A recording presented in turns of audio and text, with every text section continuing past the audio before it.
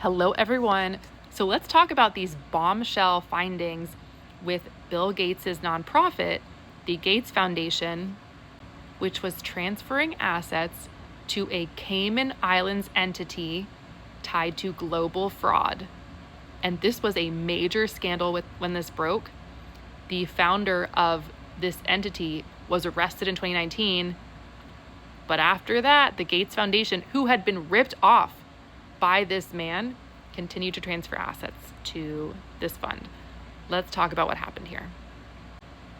So there was a man named Arif Naqvi who had established what was at one time the leading private equity firm in the Middle East.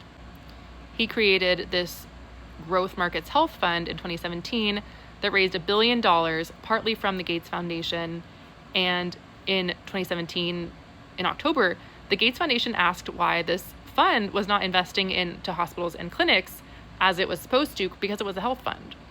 And Naqvi gave a very sketchy explanation that the regulations around this in Africa were preventing them from investing in physical buildings.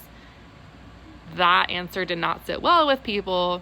This fund was investigated. Again, the founder was arrested and indicted in 2019, and he's been fighting extradition. Despite all this, the Gates Foundation continued to invest in this fund as a nonprofit. Another extremely concerning thing is that Naqvi had made this connection with presidents such as Obama about improving the US's relationship with the Muslim world. And another very concerning part of this situation is that I found out that the US government had pledged over $500 million to Arif's firm. And he was supposed to gain significant management fees for investing government money in the region. It was basically kind of a Ponzi scheme.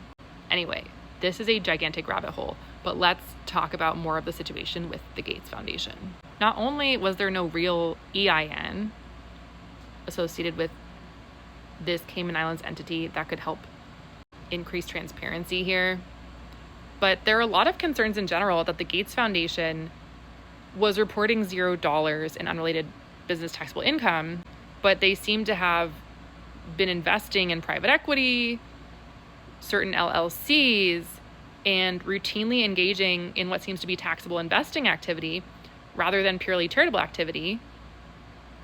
And then supposedly they're able to get deductions to bring everything down to zero. But of course, they're transferring assets to places like the Cayman Islands, which are known for lack of transparency and shielding pieces of information and things like that. So the Gates Foundation might be functioning somewhat more like an investment firm than a charitable front. This could ultimately also, the use of complex offshore structures after a global scandal, which I think this should not be happening at all. But if you're going to be doing these kinds of transfers, there need to be strict disclosures and due diligence. None of that seems to have been provided here. And the Gates Foundation may have received partnership interests or shares in exchange for the transfer.